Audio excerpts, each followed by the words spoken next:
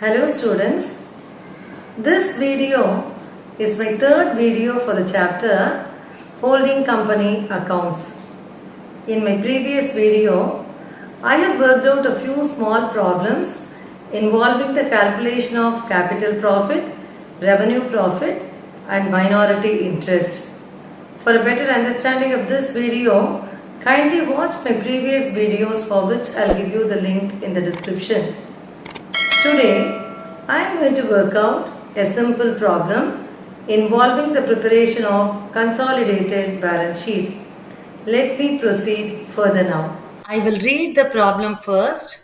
From the balance sheets given below, prepare a consolidated balance sheet of A Limited and its subsidiary company B Limited. Balance sheets as at 30th June 2014. Liabilities, you have the information relating to A Limited and B Limited. Share capital, shares of rupees 10 each, 25 lakhs, 6 lakhs. General reserve, 3 lakh 60,000, 1 lakh 20,000. Profit and loss account, 2 lakh 40,000, 1 lakh 80,000. Trade creditors, 3 lakh 50,000, 1 lakh. On the asset side, land and building, you have two columns, one for A Limited and the other one for B Limited. 6 lakh 40,000 and 2 lakhs.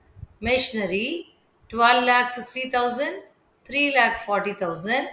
Furniture, 1 lakh 40,000, 60,000. 40,000 shares in B Limited, 5 lakhs, nil. Stock, 4 lakh 10,000, 2 lakh 50,000.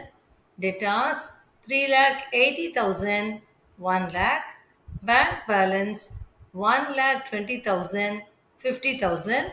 And the total of the balance sheet is 34 lakhs 50,000 for A Limited and 10 lakhs for B Limited. At the date of acquisition by A Limited of its holding of 40,000 shares in B Limited, the later company had undistributed profits and reserves amounting to rupees 1 lakh, none of which had been distributed since then. So, this is what is the problem we have, and based on the information provided in this problem, you are required to prepare a consolidated balance sheet. Have a look at the question. From the balance sheets given below, prepare a consolidated balance sheet of A Limited and its subsidiary company B Limited. So, this is what is the question we have.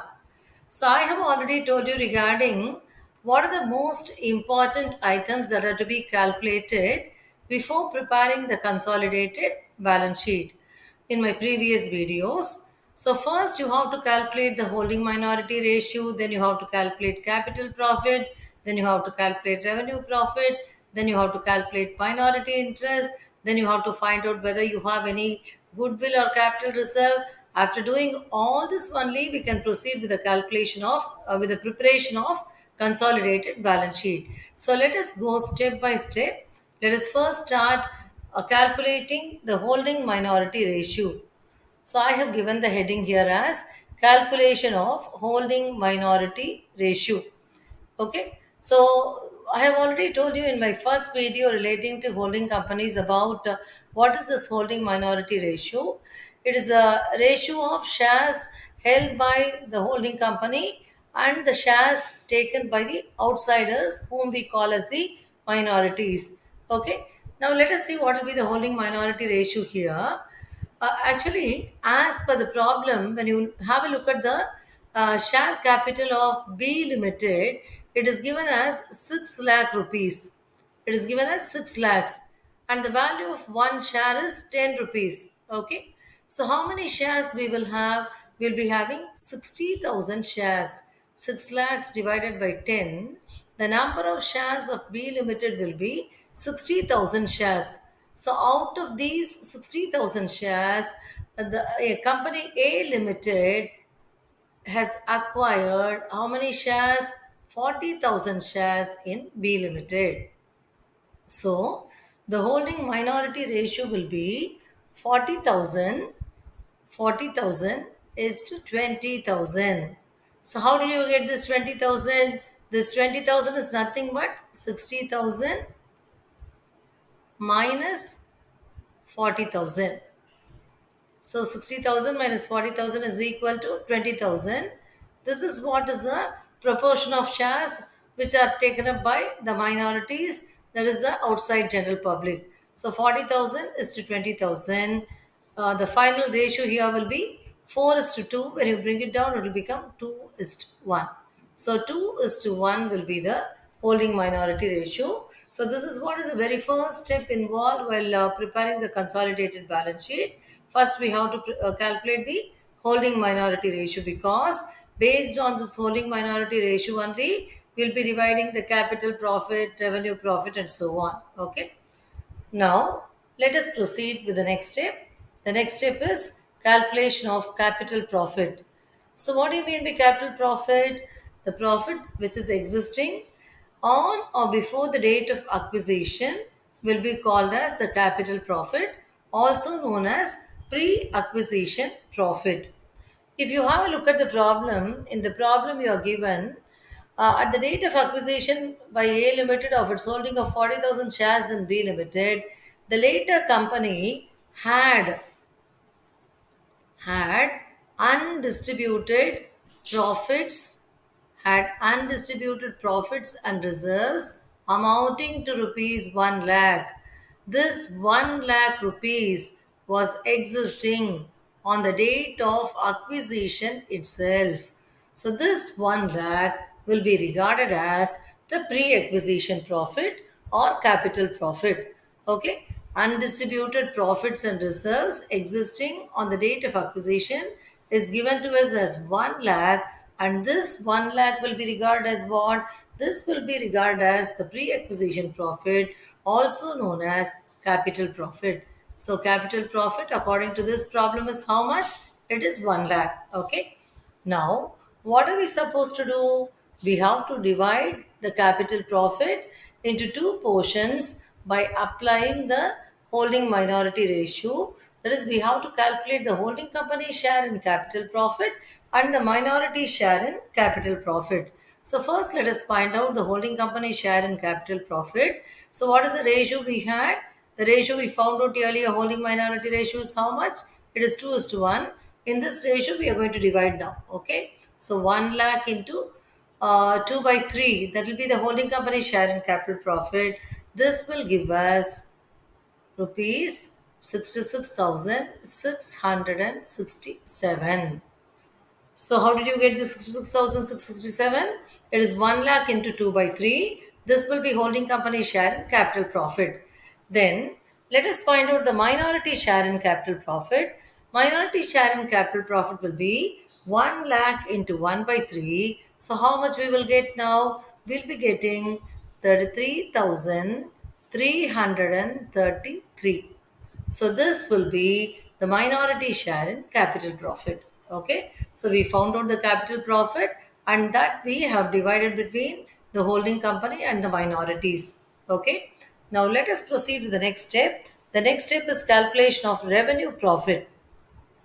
So, what do you mean by revenue profit? Those profits earned after the date of acquisition of the shares in subsidiary company by the holding company, that will be regarded as a revenue profit, which is also known as post acquisition profit. Okay, so let us find out how much is the post acquisition profit now.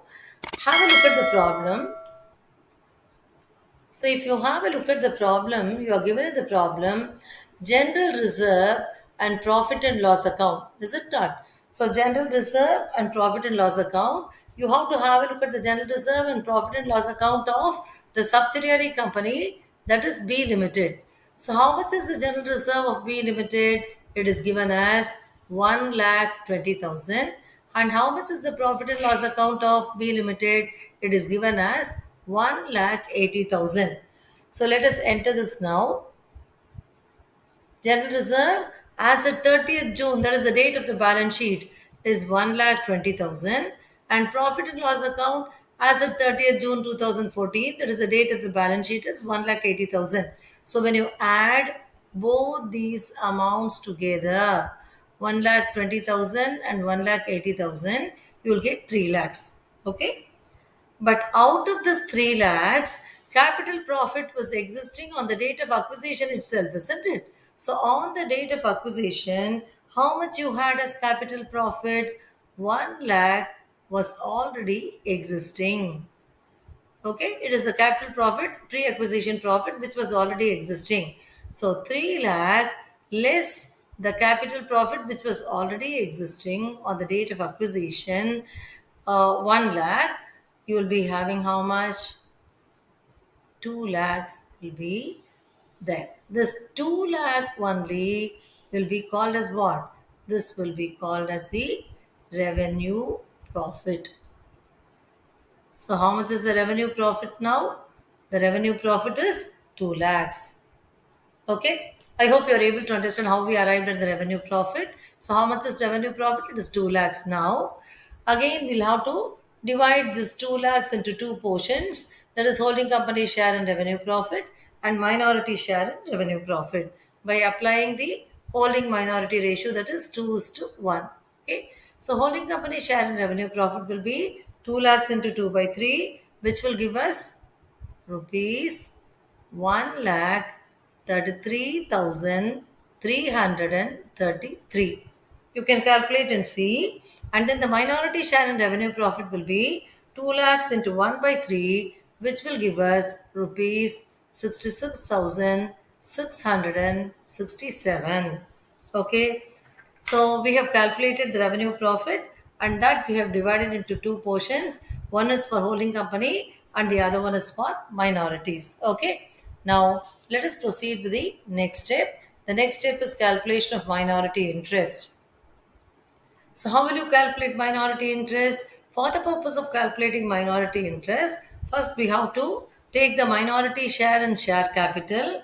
With that, we'll be adding minority share in capital profit and minority share in revenue profit. So, let us do that now. So, minority share in share capital.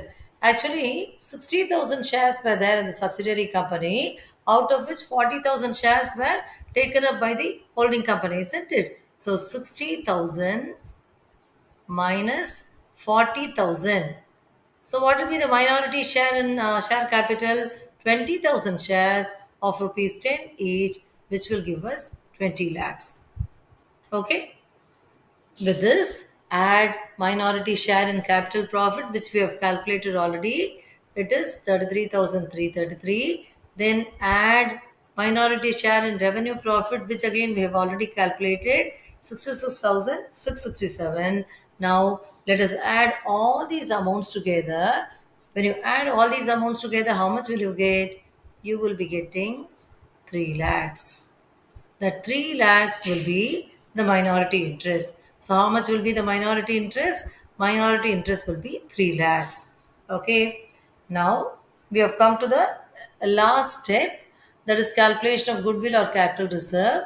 So, let us proceed with the calculation of goodwill or capital reserve now. For this, first we have to take the amount paid by the holding company for shares purchased in the subsidiary company. So here the names we have for the holding company and subsidiary company are A Limited and B Limited respectively. So write as amount paid by A Limited for shares purchased in B Limited. This amount will be given on the asset side of the balance sheet. Okay, so let us have a look at the problem here. Have a look at the problem. Have a look at the asset side. You're given 40,000 shares in B Limited. It is this amount we are going to consider now. Okay. So this we are considering for what? For the purpose of calculating goodwill or capital reserve, as the case may be. So write as amount paid by A Limited for shares purchased in B Limited, 5 lakhs. From this you have to deduct the face value of the shares purchased. So how many shares were purchased here? 40,000 shares were purchased, and what is the face value? 10 rupees. So 40,000 into 10 will give you 4 lakhs. And then what are we supposed to do? The holding company share in capital profit is to be reduced in goodwill calculation. This I have told you in my first video relating to holding company. You can refer to that video. Holding company share in capital profit. How much is that? It is 66,657. 667, I'm sorry. 66,667. So when you add these amounts together, you'll be getting 4,66,667. Now, after coming to the stage, if you get a positive amount, that will be regarded as goodwill, and if you get a negative amount, that will be regarded as capital reserve. Okay, all this, as I've been mentioning again and again, you have to refer to holding company accounts part 1, which will give you clear information regarding how to calculate goodwill, how to calculate capital reserve, and all that. Okay, right. So now, are you getting a positive amount or a negative amount? You're getting a positive amount, isn't it? 5 lakhs minus 5 lakhs minus 4 lakhs 66,667 will give you 33,000 33,333. Since we get a positive amount here, we will be regarding this as goodwill. Okay, so all these calculations are over. Now we have to proceed with the preparation of the consolidated balance sheet. Before preparing the consolidated balance sheet, let us proceed with the notes to accounts. As you know, the balance sheet has to be prepared in the statement form now. And for preparing the balance sheet in that statement form, you should be familiar with the format of the balance sheet first of all, okay? And as you know, first we have to prepare the notes to accounts and then only we have to take it to the balance sheet. So let us do the notes to accounts first. First, we have share capital. Note 1 is share capital. So what is going to be note 1? Note 1 is going to be share capital. Note 1, share capital. Have a look at the problem. In the problem you are given, let us have a look at the problem now. In the problem, let us see how much is given as share capital. Share capital, shares of rupees 10 each. You are given the share capital as 25 lakhs for A Limited and 6 lakhs for B Limited. Now, while preparing the consolidated balance sheet, we will be considering the share capital of the holding company alone. This 25 lakhs alone will be considered now. Okay, the 6 lakhs, which is share capital of the subsidiary company, that has been dealt with already. Okay, out of this 60,000 shares, 40,000 shares were taken by the holding company, 20,000 by outsiders, and all that we have discussed already. So now in the consolidated balance sheet, only this A Limited share capital of 25 lakhs will come. So when you prepare the notes to accounts, what will be note 1? Note 1, as I told you already, will be for share capital, and that share capital will be how much? It will be 25 lakhs, which is nothing but the share capital of the holding company.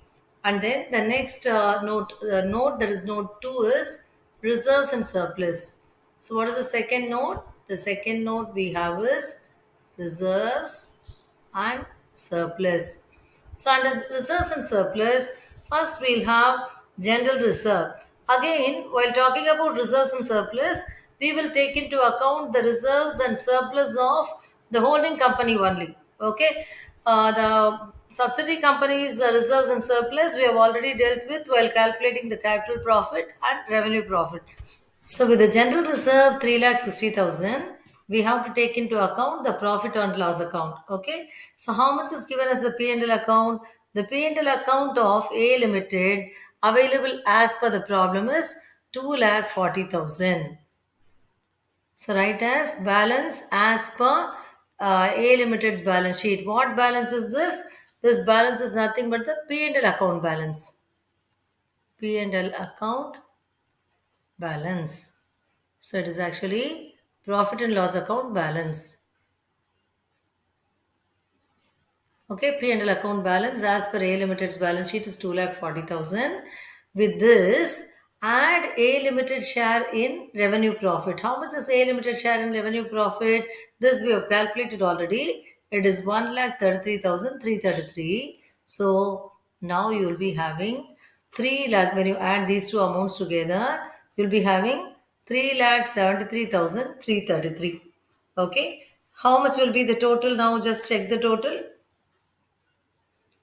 3,60,000 plus 3,73,333. You'll be getting 7,33,333. Okay, 7,33,333. This will be the total of note 2, that is reserves and surplus. Now let us proceed further with note 3. Note 3 is for trade payables. Trade payables. Under trade payables, we'll be entering trade creditors. Under trade creditors, we'll be considering both trade creditors of A Limited as well as trade creditors of B Limited. Trade creditors of A Limited is 3,50,000 and trade creditors of B Limited is 1 lakh. When you add these two amounts together, how much you will get? You will be getting 4 lakh and 50,000. So this 4,50,000 is a total of trade payables, that is trade creditors, which will be regarded as note 3. Now let us proceed with note 4. Note 4 is going to be for tangible assets. So under tangible assets, we'll be entering all fixed assets given in the problem. So what is the first fixed asset which is available as per the problem? We have land and building. So you'll be taking both the amounts, okay, the amounts of A Limited as well as the amount of B Limited. So land and building of A Limited is 6,40,000, that of B Limited is 2 lakh. So this will give you a total of 8,40,000. Then what are the other tangible assets we have? We have machinery. Machinery of A Limited is 12,60,000. That of B Limited is 3,40,000. When you add these two together, you get 16 lakhs. That will be the total machinery. Then what are the next tangible asset you have? That is furniture. Furniture of A Limited is 1,40,000. That of B Limited is 60,000. A Limited's furniture is 1,40,000. B Limited's furniture is 60,000. The total you get for furniture as 2 lakhs. Now let us add all these amounts together. That will give you the a total of tangible assets. So add these three amounts. What are the three amounts you have? 8,40,000 plus 16 lakhs plus 2 lakhs. This will give you 26 lakhs. You just add and see. 26 lakhs and 40,000. 26 lakhs and 40,000. So this 26 lakhs and 40,000 will be the total of note 4, which is for tangible assets. Now the next note we have is for intangible assets. Under intangible assets, we will have goodwill. We already calculated goodwill, is it not? How much did we calculate as goodwill? We calculated goodwill as 33,333. So this will be note 5, intangible assets, that is goodwill. Then note 6 is going to be for stock. So stock of both the companies will take. Stock of A Limited is 4,10,000. How much is stock of A Limited? It is 4,10,000. Refer the problem. And stock of B Limited is 2,50,000. When you add these two amounts together, you'll be getting 6,60,000. 6,60,000 will be note 6, that is stock. Then note 7 is for trade receivables. Under trade receivables, you'll be getting debtors. So debtors of both the companies will be taking. Debtors of A Limited given in the problem is 3,80,000. That of B Limited given in the problem is 1 lakh. So total debtors will be 4,80,000. This 4,80,000 will be the total of note 7, that is trade receivables. Then the last note we have to prepare as far as this problem is concerned is note 8, which is for cash at bank. So both the companies' amounts will be taking. Cash at bank of A Limited is 1,20,000. That of B Limited is 50,000. So you'll be getting a total of 1,70,000. Okay, so we have prepared various notes starting from note 1, that is regarding share capital, till note 7 we have prepared, and all these notes we will be taking to the consolidated balance sheet now. So let us further proceed with the preparation of the consolidated balance sheet. Okay, so while giving the heading for consolidated balance sheet, it's always necessary to write as consolidated balance sheet of. consolidated consolidated balance sheet of A Limited, consolidated balance sheet of A Limited and its subsidiary B Limited. Now let us proceed further. One column is for the main particulars column, one column is for note number, and the other one is for last one is for amount, that is in rupees. Okay. So first, let us give the heading equity and liabilities. Under equity and liabilities, first we'll be having shareholders funds. You have to be familiar with the format of the balance sheet, otherwise you can't work out the balance sheet at all. Okay, you can't prepare the balance sheet at all. So be very familiar with the schedule form of the balance sheet format. Okay, so shareholders funds, and the shareholders funds first enter share capital. This we have already found out as 25 lakhs. It's not a question of finding out, it's already there in the balance sheet itself. It's the share capital of the holding company which we are entering here. Note 1, 25 lakhs. Then reserves and surpluses, note 2, which we have calculated as 7,33,333. Then minority interest, this we have done a separate calculation. No note number for this. We have calculated this amount as 3 lakhs, so enter it. Then the next one we have is current liabilities, that is the heading. Under current liabilities, we'll have note 3, which is for trade payables, which comes to 4,50,000. Now, let us add all these amounts together and let us find out what will be the total we'll arrive at.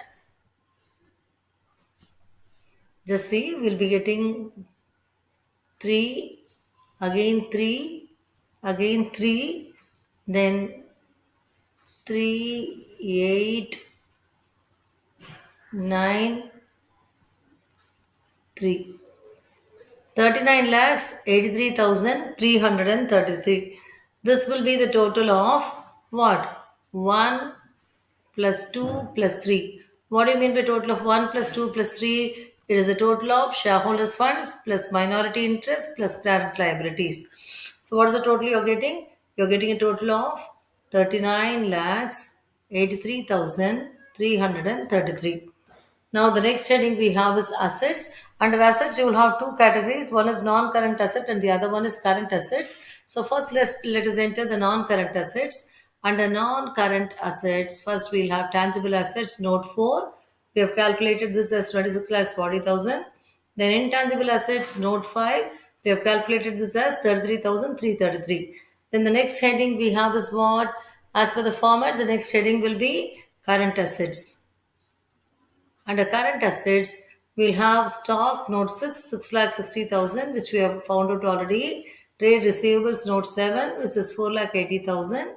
And cash at bank, note 8, which we have already found out as 1,70,000. Now, we have to add all these amounts together. Add all these amounts. Okay, so you'll be getting a total here now. So let us see what's the total we are getting.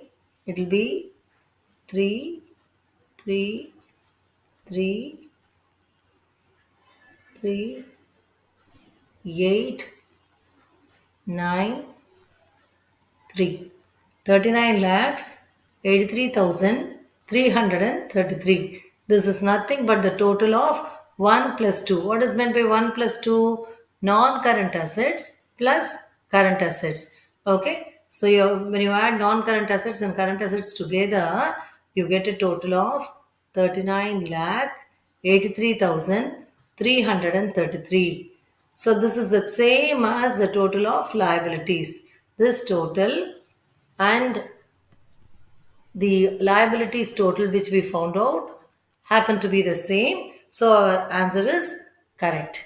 Okay. So this is how we have to prepare the consolidated balance sheet. I hope you are clear with this answer. The problem which I have worked out today is a very simple problem which did not involve any adjustments. I hope you are clear with the answer. In my next video, I'll be working out a problem involving some adjustments. If you like this video, subscribe to my channel and also share it with your friends. Thank you very much for watching this video.